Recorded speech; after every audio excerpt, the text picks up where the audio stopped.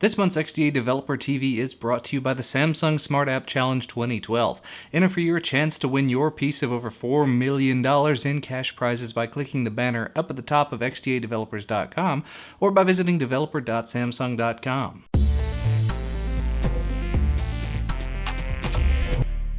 It's Monday, July 2nd, 2012, and let's recap what happened this weekend over at xdadevelopers.com. Now, in the last video I did, I talked quite a bit about Jelly Bean and all of the announcements that Google made at Google I/O. Well, one of the features I didn't get a chance to talk about with regard to Jelly Bean, but one of them that apparently a lot of people are interested in is called Google Ears. And the premise of Google Ears is essentially what you would get out of a program like Shazam or SoundHound, where you hit a button on a widget and it just takes a second, listens to what's going on in the environment around the device, and figures out what you're supposed to be listening to. If it identifies a song, it will take you to the Play Store and find you the appropriate song if you're in a place where you can actually access music on the Play Store. That's all well and good, right? If you're in one of the minority who are actually on Jelly Bean, although we'll get to that in a little bit. However, XDA member Asdvz decided that that was not good enough for him. He figured out how to pull the APK off of a Jelly Bean system and make it work on just about any Ice Cream Sandwich ROM that's out there. So essentially, if you have a device that's running Ice Cream Sandwich in any way, shape, or form, and actually I happen to have a Droid X that's doing just that, so I may try here in a minute, you can grab the APK and the associated library file and push them to your device, and hopefully it will work out for you and give you a bunch of different widgets to choose from. And like I was saying before, that list of devices with Jelly Bean on it is growing longer and longer. I think I mentioned in the Friday video that the CDMA Galaxy Nexus does have Jelly Bean working on it now. However, an official story has hit the portal about it as well. XDA recognized developer Shabby Penguin is responsible for getting it to work on the Sprint Galaxy Nexus, while Team Liquid managed to get it going on the Verizon Galaxy Nexus. And from the article, it sounds like the CDMA version is actually a really stable port of it, specifically the Verizon version, though the Sprint version is pretty close. There are some little quirky bugs about it, but it does definitely work. However, like I said, if you're on the Verizon version, it is definitely highly recommended to go ahead and try this out, because I've seen a lot of excellent results coming out of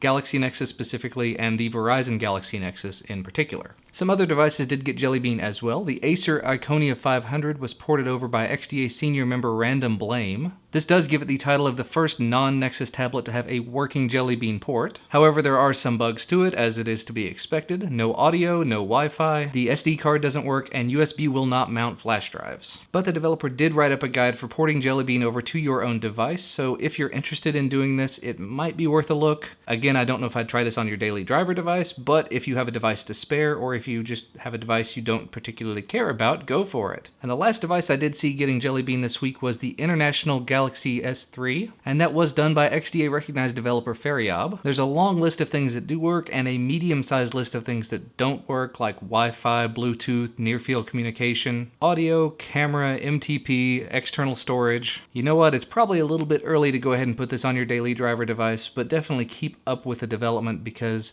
personally I would love to see the Galaxy S3 all over get Jelly Bean as soon as possible, and I'm sure that Samsung is going to be doing it as well, but it's XDA developers. That's what we do.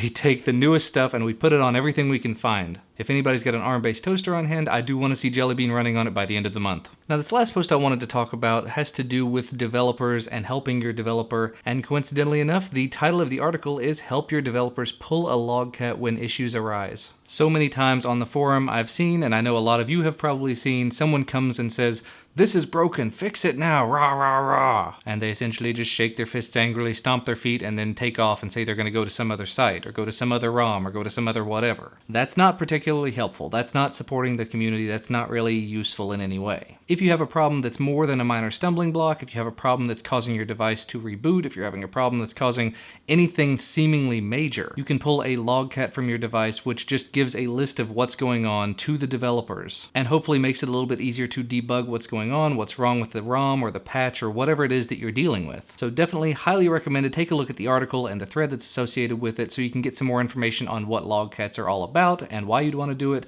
and how to do it and all of those other fun things. And the last thing to mention, if you haven't seen it already, AdamOutler put up a video talking about the highlights from Google I/O, including all 3 days. I know I only talked about day 1 in the Friday video. These have the other 2 days. Additionally, our portal administrator Will Verduzco put up a post on Google I/O's day 2 and 3, giving all of the details. Actually, it came out after Adam's video, so It's kind of a back and forth kind of thing, but one way or another, lots and lots of good information, especially lots of developer-related information. One of the things that I was particularly interested in is the Google Compute Engine, which is sort of competing with Amazon's cloud services and Amazon's Elastic Computing Cloud particularly. But anyway, make sure to take a look at that. All of the stories that I've talked about are linked down in the video description, and you can head over to xdadevelopers.com to get anything I didn't talk about. If you like this video, do make sure to hit the like button down below and hit the subscribe button up above if you want to be notified whenever we put out new content on YouTube. But that's all from me for today. Thank you so much for watching, and I will see you in a few days.